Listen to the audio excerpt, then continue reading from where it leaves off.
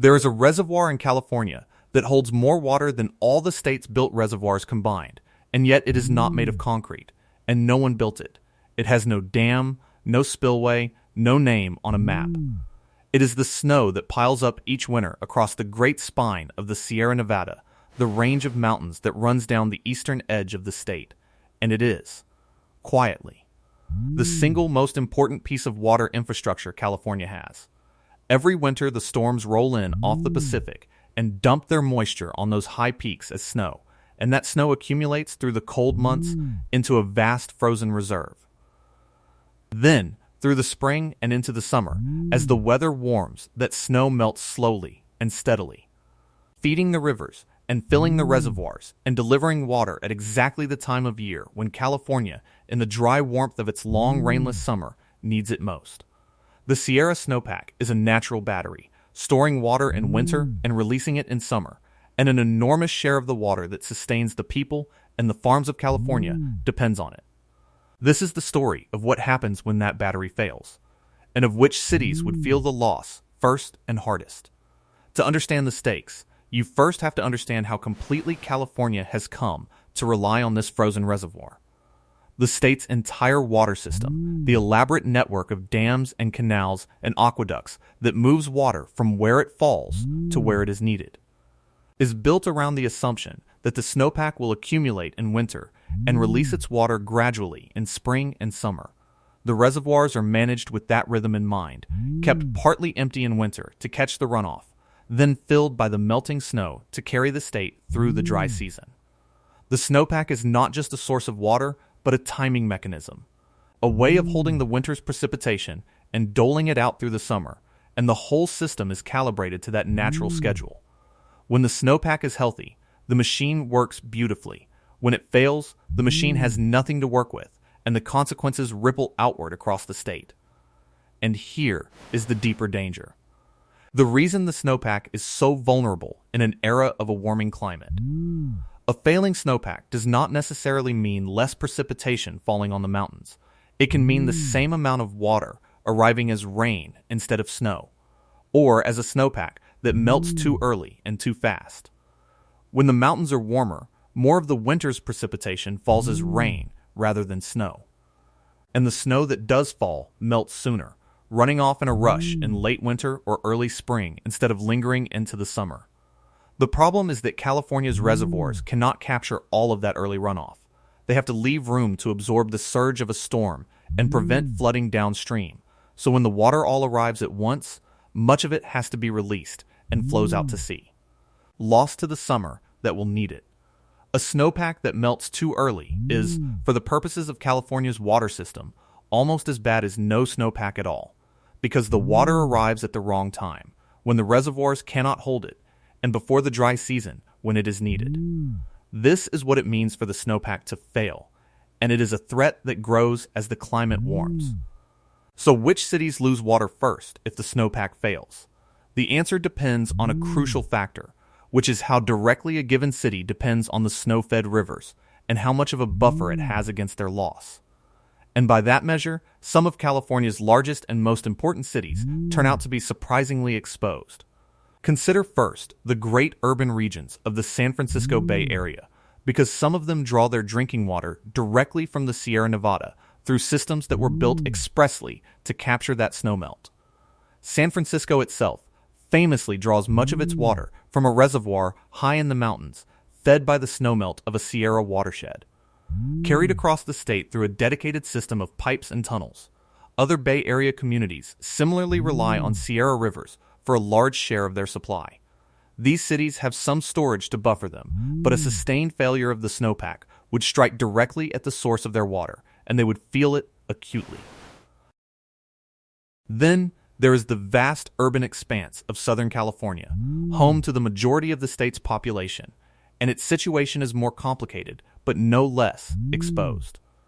The cities of the Los Angeles region and San Diego and the sprawling suburbs around them do not sit near abundant local water. They import most of what they use, drawing on water carried from great distances. And a significant portion of that imported water comes from Northern California, moves south through the state's great aqueduct, water that originates in substantial part from the Sierra Snowpack. Southern California also draws on the Colorado River, which gives it a second source and some measure of diversification, but that river is itself in crisis and offers no easy cushion. So while Southern California's size and its multiple sources give it some resilience, its heavy reliance on imported snow-fed water from the north means that a failure of the Sierra Snowpack would tighten the screws on the entire region, forcing it to lean harder on a Colorado River that has nothing left to give. But it is not only the big coastal cities that are exposed. Some of the most vulnerable places of all are the communities of the Central Valley, the agricultural heartland that lies directly in the shadow of the Sierra and depends most immediately on its rivers. The cities and towns of the valley and the vast farming economy around them rely heavily on the water that flows down out of the mountains. Both the surface water delivered by the snow-fed rivers and the groundwater that is pumped ever harder whenever the surface water falls short. When the snowpack fails, the valley is hit first and hardest because it is closest to the source and because its enormous agricultural demand leaves little room for shortfall. In dry years, when the snowmelt does not come, valley farmers turn to their wells and pump groundwater at unsustainable rates, sinking the ground and depleting the aquifers, and valley communities, some of them poor and rural, can find their own wells running dry as the water table falls. The Central Valley, in many ways, is where the failure of the snowpack shows up soonest and most painfully. In dry wells and fallowed fields and communities left scrambling for water. It is worth pausing on just how much water the snowpack represents, because the numbers are difficult to grasp until you set them against the state's built infrastructure. In a good year, the snow piled across the Sierra Nevada holds a volume of water that rivals or exceeds the combined capacity of all of California's major reservoirs, the great concrete structures that store the state's water. In other words, nature has provided California with a reservoir larger than everything human beings have built, and it has provided it for free, requiring no construction. No maintenance, no cost at all beyond the willingness to capture the water as it melts. This is why the snowpack is so irreplaceable, and why its failure is so difficult to compensate for. To replace the storage that a healthy snowpack provides, California would have to build an almost unimaginable amount of new reservoir capacity at staggering expense. And even then, the new reservoirs would not solve the timing problem as elegantly as the snow does, releasing its water gradually and naturally through the warming spring. The snowpack is not just a large reservoir, but a uniquely well-designed one, and losing it means losing something that cannot easily be rebuilt by any amount of engineering. There is also a cruel geography to how the snowpack failure propagates through the state, because the water does not simply serve the places nearest the mountains. The rivers that flow down from the Sierra feed into a vast, interconnected system, gathering in the Great Valley and flowing toward the delta where the rivers meet the sea. And it is from that delta that enormous quantities of water are pumped and sent south and west to the cities and farms that depend on it. This means that a failure of the snowpack in the mountains is felt not only in the valley below, but hundreds of miles away, in cities that most people would never connect to a snowbank on a distant peak.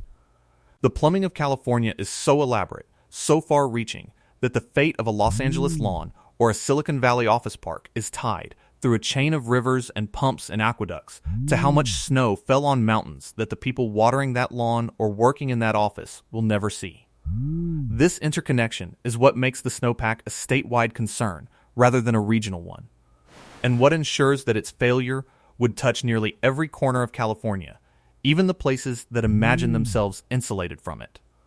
The pattern that emerges is that the cities most exposed to a snowpack failure are those that depend most directly on the snow-fed rivers and have the least storage or the fewest alternative sources to fall back on.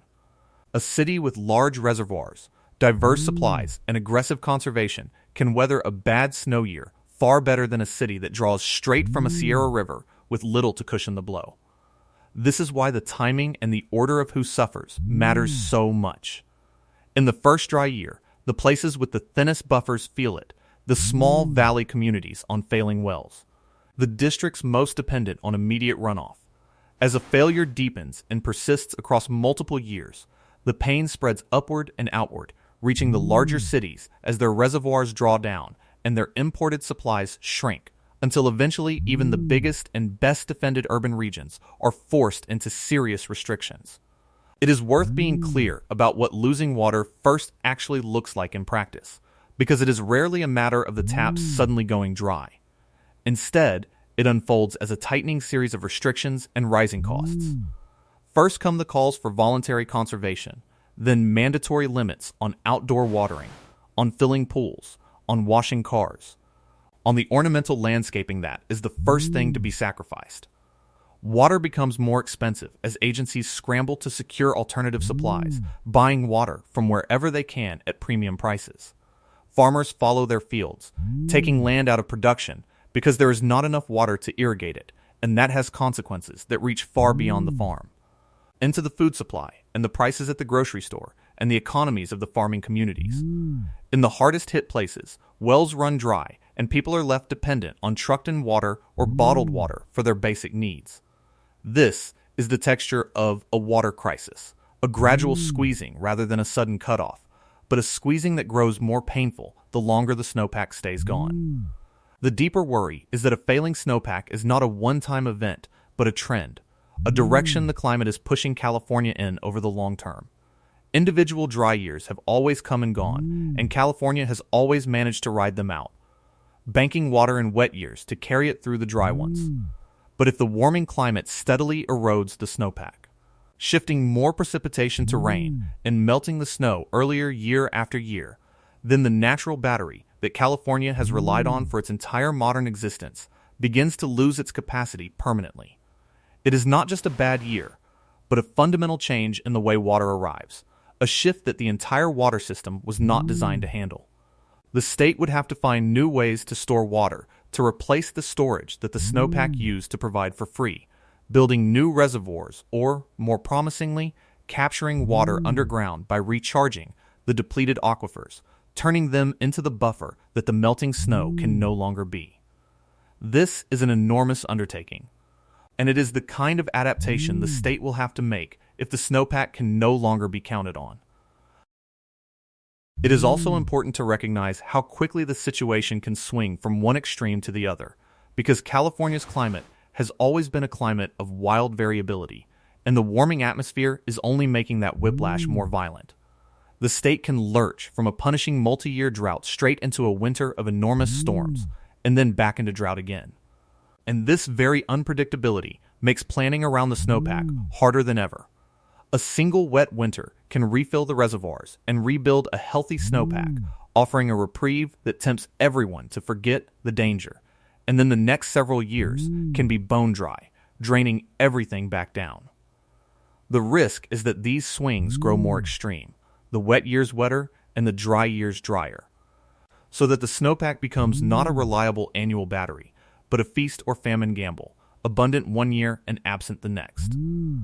A water system built for a steady, predictable snowpack struggles to cope with that kind of volatility, and the cities that depend on the snow must plan not for an average, but for the deep and possibly consecutive dry years that a failing snowpack will deliver. None of this means California is helpless in the face of a snowpack failure. The state has options, and it is pursuing many of them, from aggressive water conservation that has already dramatically reduced per capita use in many cities, to recycling wastewater and purifying it back to drinking quality, to desalination along the coast, to the underground storage of water in wet years to bridge the dry ones. A city that has diversified its supplies, banked water underground, and driven down its consumption is far more resilient to a snowpack failure than one that has done none of those things. The order in which cities lose water is not fixed by geography alone, but shaped by the choices each community has made, by how much it has invested in resilience, by how seriously it has taken the warning that the snow may not always come. The cities that suffer first are those that have leaned hardest on the snowpack without preparing for its failure, and the cities that endure are those that have built themselves other options. So if the Sierra snowpack fails, the first to feel it are the communities closest to the source and thinnest in their defenses, the Central Valley farming towns on failing wells, the districts that draw straight from the snow-fed rivers with little storage to spare. Behind them stand the great cities, San Francisco and the Bay Area, drawing directly on Sierra reservoirs, and the vast urban South leaning on imported northern water. All of them exposed in their own ways, all of them forced into deepening restrictions as a failure persists. The snowpack is the reservoir no one built and everyone depends on, and its slow erosion in a warming world is one of the quietest and most consequential threats California faces. It will not fail in a single dramatic moment, but if it fades, the water will arrive at the wrong times and in the wrong forms, and city by city, starting with the most vulnerable, California will be forced to confront a future in which the frozen reserve that has always saved it can no longer be relied upon. The mountains will still catch the storms, but if they catch them as rain instead of snow, the great natural battery will have failed. And the state will have to learn, community by community and city by city, to live without it. The task ahead is to build that resilience before the failure becomes permanent, to bank water underground and recycle it and conserve it and diversify the sources of supply, so that when the snow does not come, the cities have somewhere else to turn. The snowpack has been California's silent partner for as long as the state has existed in its modern form, faithfully storing the winter and releasing the summer, and it has done its work so reliably that most people never even knew it was there. The danger now is that this silent partner is weakening, and that the cities built on its reliability have not yet reckoned with what it means to lose it. Which cities lose water first is in the end a question about who has prepared and who has not, about who has other options and who has only the snow. The mountains will keep doing what the climate allows them to do. It is the cities below that must decide whether they will be ready for the day the snowpack no longer answers. That day may not arrive for a long time, but the trend is unmistakable, and the communities that heed the warning and build their reserves while there is still time are the ones that will keep the water flowing when the mountains fall silent. The rest will learn, in order of their exposure, what it means to have depended so completely on a reservoir that no one built